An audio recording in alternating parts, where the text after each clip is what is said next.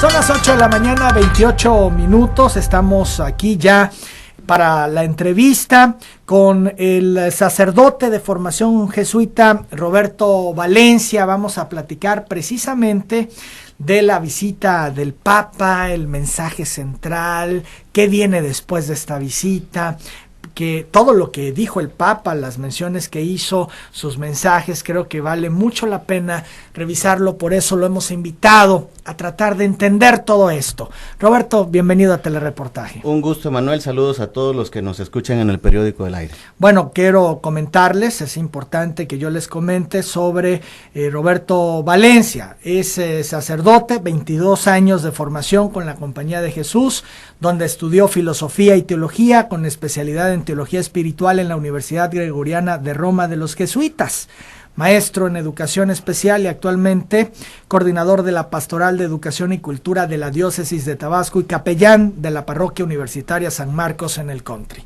Pues yo creo que ¿quién mejor que un juez jesuita para hablar de otro jesuita? El Papa. Bien. A mí me gustaría empezar, Roberto, que nos comentaras ¿qué son los jesuitas? Porque pues yo no sé si hay tabú, se dicen muchas cosas, que son rebeldes, que son revolucionarios, que hacen una lucha social muy fuerte por los derechos humanos, en fin, pero como que de alguna manera los ubican al margen del resto de la curia. ¿Nos podrías tú explicar esta congregación, cómo se maneja, para tener una idea y partir por ahí, tratar de entender al Papa también? Claro, ¿por qué las posturas, las posiciones de Francisco? Desde luego que sí, Manuel. Pues miren ustedes, la Compañía de Jesús, que son los jesuitas, es una orden, no una congregación, es una orden religiosa que fue fundada en la época de la Reforma por San Ignacio de Loyola, siglo XVI. Es muy curioso el paralelismo entre el protestantismo de Lutero, Alemania, y San Ignacio, un vasco, un español de carácter, etcétera, que hace un recorrido espiritual y una conversión. Y esto va a ser muy importante porque va a escribir un libro, una obra maestra para la espiritualidad cristiana que se llama Ejercicios Espirituales. Es un librito muy pequeño, pero que contiene todo el gozne, el centro de la espiritualidad de la Compañía de Jesús.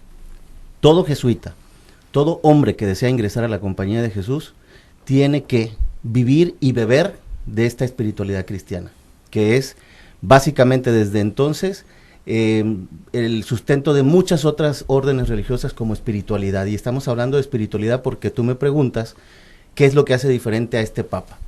El Papa Francisco es el único Papa jesuita en la historia de los 266 papas de la Iglesia. Hemos tenido papas franciscanos, dominicos, etcétera, pero este es el primer Papa jesuita. La historia de la Compañía de Jesús en América Latina está muy ligada a los problemas sociales.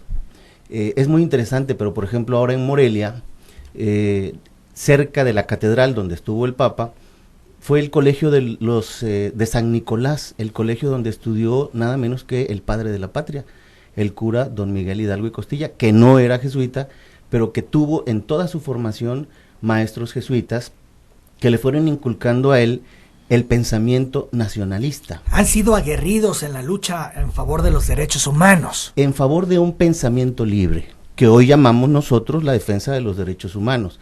Pero lo de la Compañía de Jesús es el pensamiento ligado al espíritu. Oye, ¿y esto se ve bien? ¿Lo toman bien la curia? Como que de pronto obispos, como que de pronto sacerdotes les hacen el feo, por lo menos esa impresión tengo.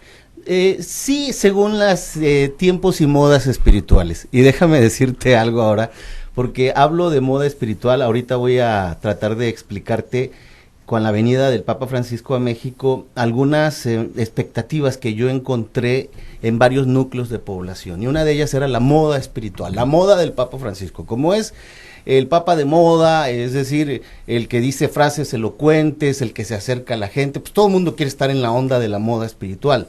Y creo que este es un elemento que hay que tener mucho cuidado porque nos quedamos como en la parte superficial de una persona. Es decir, el Francisco wow, el Francisco espectáculo, y yo creo que no es la figura del Papa Francisco. Me preguntas si han habido problemas. Desde luego. Recuerda que en el siglo XVII la Compañía de Jesús fue suprimida por el Papa Clemente XIV. Es la única orden religiosa que fue cerrada por la Iglesia, por un papa, y después, años después, fue nuevamente habilitada. 1767 es un año crucial en la historia de la Iglesia en el mundo, porque es el año en que se expulsa a los jesuitas de todos los territorios de los virreinatos. Recordarán las personas que nos escuchan, por ejemplo, la famosa película de La Misión, que es cuando expulsan a los jesuitas de las reducciones del Paraguay. Pero en México los jesuitas fueron expulsados de los territorios como León, Guanajuato, etcétera, y aquel exilio que se dio por el puerto de Veracruz, en el que se hablan de, en aquel entonces serían 3 o 4 mil jesuitas, que murieron prácticamente todos en el trayecto rumbo a Italia, en el que las enfermedades, jesuitas enfermos, etcétera, murieron. Un gran testimonio la Compañía de Jesús, solo para que ustedes ubiquen en nuestros radioescuchas. Es la Compañía de Jesús es la orden religiosa que ha dado más mártires y más santos a la Iglesia Católica. Por haber sido perseguida, incluso por la misma Iglesia. No perseguida por la misma Iglesia, yo creo que tiene que ver un poco el tema de la historia, porque sí ha sido sujeto de intrigas la Compañía de Jesús. Se le han colgado demasiadas cosas a algunos jesuitas. Recordarás nada menos el tema, ahora que hablemos con el tema de San Cristóbal de las Casas. Don Samuel Ruiz. Don Samuel Ruiz, que no es jesuita, pero que estuvo muy ligado a la Compañía de Jesús, y que en un momento dado se llegó a decir que el subcomandante Marcos era jesuita. Desde luego no era jesuita, pero estudió en un colegio jesuita. Entonces eso vinculaba un poco a como la compañía incómoda, la compañía que proporciona un modo de pensar alternativo con el que mucha gente no está de acuerdo. Recordar solamente que en México la Compañía de Jesús está a cargo de 6 universidades, dentro de ellas la Universidad Iberoamericana, que también ha sido un poco sujeto de polémica por el tema de los 132. Aquella famosa disgusto que todos conocemos. Y después, en México, y aquí quiero enfatizar mucho, hay una característica de la Compañía de Jesús desde que volvió a la provincia mexicana, que es el tema de la educación. Es una provincia 100% educativa, pero también muy ligada a causas nobles como la de los indígenas. Los jesuitas tienen en Bachajón, Chiapas, una misión muy importante, y en San Cristóbal ellos estuvieron muy cercanos a la lucha de los indígenas de Acteal, que culminó con aquella, no culminó, sino que tuvo un hito muy triste con aquella famosa masacre en diciembre, que enluteció como han hecho tantas masacres en nuestro país. Hay que agregar además, Emanuel, que la Compañía de Jesús, por ejemplo, tiene a su cargo ciertas obras que nadie quiere, o sea, porque son difíciles. Esta es una característica de la Compañía de Jesús, ir a donde nadie quiere o puede estar. Es decir, por ejemplo, las Islas Marías, el centro penitenciario más importante del país, bueno, está a cargo, el aspecto religioso de esas islas, está a cargo de los jesuitas. Por eso no es nada casual que el Papa Francisco también haya tenido un encuentro muy, muy importante, porque forma parte de la espiritualidad de la compañía, el acompañar precisamente a los más pobres. Ahora, ¿se les tacha de rebeldes? ¿Son rebeldes los jesuitas? Son libres. Bueno, pero libre y rebelde. La libertad siempre tiene un grado de confusión en este sentido. Hay a la gente que está acostumbrada a tener ciertos esquemas, la libertad de otros les incomoda, y yo creo que eso también se vive cuando se tienen esquemas conservadores, esquemas demasiado encerrados de lo que es ser iglesia, por ejemplo, y ahí entran, bueno, muchas cosas que hoy vamos a entender que les dice el Papa Francisco, por ejemplo, a los obispos. Dicen algunos, señalan algunos, que Francisco es un papa provocador, y eso genera muchísima reacción a la propia curia. No es un papa provocador, es un papa con un discurso evangélico, y recuerda que en el evangelio encontramos a un Jesús que es signo de contradicción. No es un papa con sabor a chocolate, al que todo mundo le gusta y al que todo mundo aplaude. El evangelio siempre tiene esta doble vertiente, gente que ama y quiere a Jesús, pero gente también, lo dice claramente el evangelio, sobre todo el evangelio de San Juan, gente que se incomoda, que se molesta, que incluso quiere apedrear a Jesús, incluso lo quiere matar. Y esto es lo que sucede con el Papa Francisco, que está muy ligado justamente al Evangelio. Y las palabras del Evangelio no siempre son cómodas. Yo voy a mencionar al rato, en el transcurso del programa, dentro del discurso que da el Papa Francisco, por ejemplo, a los obispos, que tuvo mucha resonancia. Sí, que fue además un discurso que impactó muchísimo y trascendió. Así es, pero trasciende, y si lo vemos a la trasluz del fondo teológico, es decir, ¿qué sustenta ese discurso? No es un análisis eclesiológico, porque la gente piensa, la iglesia está dividida, el cardenal Rivera está incomodado, otros obispos de derecha. Sí, hay quienes dicen se los dedicó, entre otros, a Norberto Rivera. Así es. Pero no, el discurso es muy claro, es el Evangelio de San Juan en el capítulo del buen pastor. O sea, sean buenos pastores, den la vida por las ovejas, tengan una mirada transparente, no se peleen entre ustedes. Pero a ver, hay que precisar algunas cosas que creo que son importantes. Se los viene a decir a los obispos en su cara, porque dicen el Papa es un Papa informado, sabía dónde venía y sabía lo que estaba pasando con los obispos de México. Desde luego. Entonces eso tiene otra connotación, más allá que está en el Evangelio y más allá de todo lo que en un momento dado se puede argumentar. Les está diciendo no sean príncipes, porque ven a algunos obispos en carrazos, porque ven a otros que, decía el Papa, no se hinquen ante los faraones actuales. Esto es, ven a algunos obispos muy cerca del poder.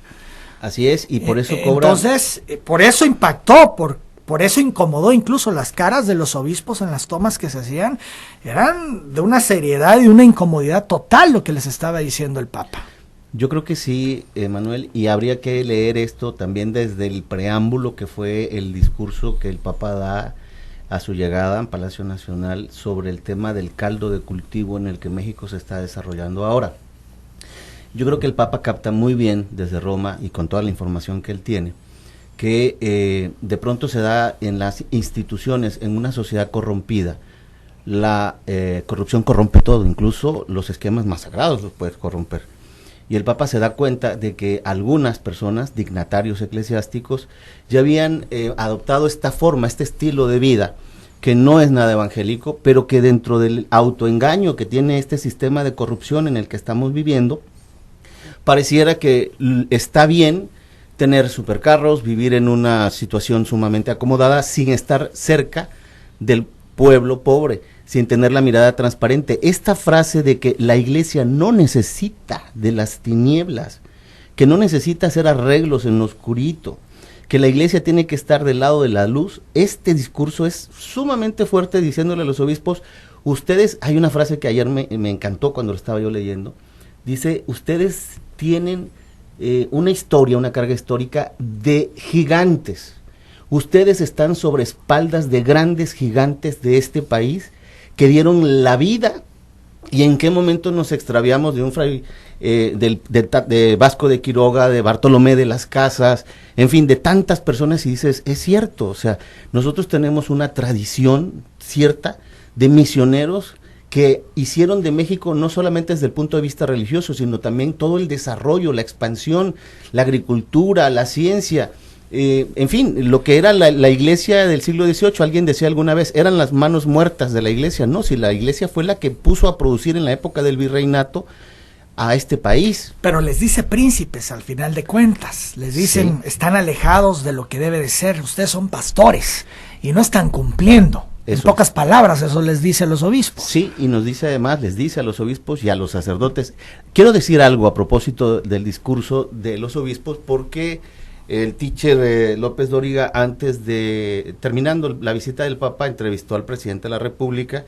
Un poco se notaba improvisada la entrevista, porque fue incluso hasta de pie, y le preguntaba, oiga, señor presidente, ¿y este discurso del Papa vale, por ejemplo, de hablar de frente, etcétera, vale también para los políticos? Bueno, el presidente ya dio su punto de vista. Mi punto de vista es que justamente este discurso vale para cualquier dirigente, de cualquier partido, de cualquier gobierno estatal, de cualquier senaduría. ¿Por qué? porque está dirigida a un dirigente.